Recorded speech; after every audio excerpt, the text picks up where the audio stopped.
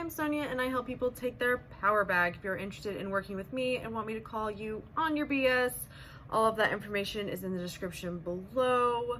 I am filming this video way ahead of when it is going to be posted on YouTube, but for the month of November, I am going to be going live on Saturday mornings and Tuesday nights, as far as I know at this moment of filming. So if you want to come hang out Saturday morning at 11 a.m. Central Standard Time or Tuesday nights 6 p.m. Central Standard Time, come hang out and bring your questions. All right, in this video, I got a comment that I found very interesting and I wanted to make a video about it, so here we go. I'm seeking enlightenment. I was recently told by someone close I couldn't achieve my dream. I found this comment very interesting for two reasons. First off, someone told me I couldn't achieve my dream. You have to remember that when people say things like that to you, they are just mirroring back to you your beliefs, your thoughts, your fears, things like that. You have the ability to accept it or reject it. If somebody says something and then you allow it to make you spiral and question and doubt yourself, you're giving your power to them and a bullshit statement that they made. So don't do that. And this is in regards to literally any manifestation, any desire that you want to go after. Don't allow people's opinion to throw you off.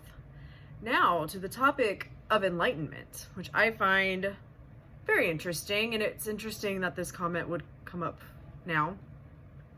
But I remember being in my law of attraction days, and it wasn't from my law of attraction coach, but it was from other people that I was watching at the time. You know, the people who are more talking about like star seeds and whatever. The people who would talk about enlightenment and how they would talk about enlightenment and be like, oh, but that's an unachievable goal that none of us are ever going to reach in our lifetime, and you know, things like that. Well, somewhere along the line, I remember I've heard multiple people who are like yogi, guru-y people speak on enlightenment as you become enlightened when you stop seeking enlightenment. And that stuck in my brain, and I was like, huh, that's interesting.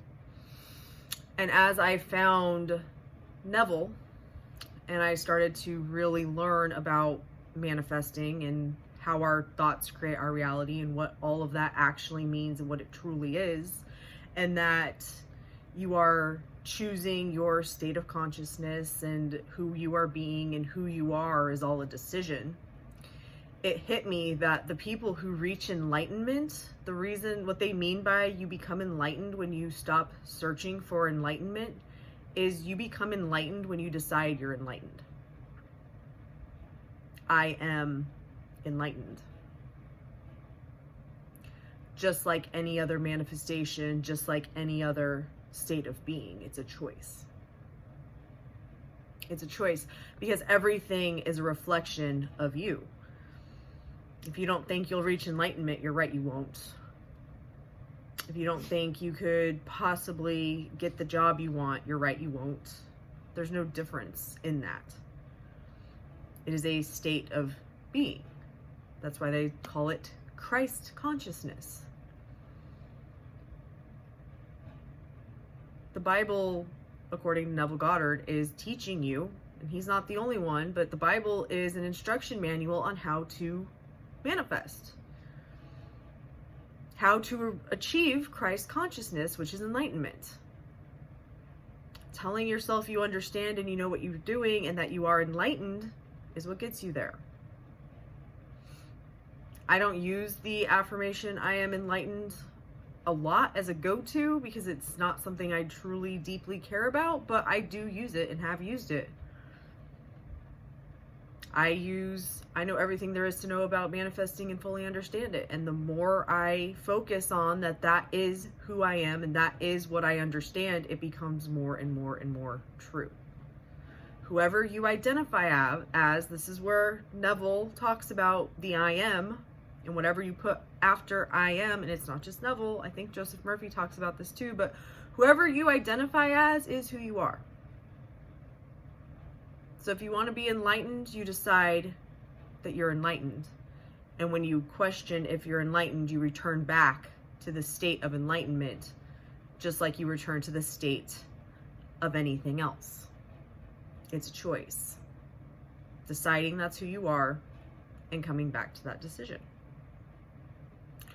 Let me know your thoughts on this, because I have a feeling this might be a little bit of a controversial topic, and I don't give a fuck. Everything is you. You are God. You are the creator. You are the operant power. You are choosing your perspective. You are choosing who you are. You can choose any version of you. So why not choose the one that is enlightened? Thank you so much for watching. Love and light.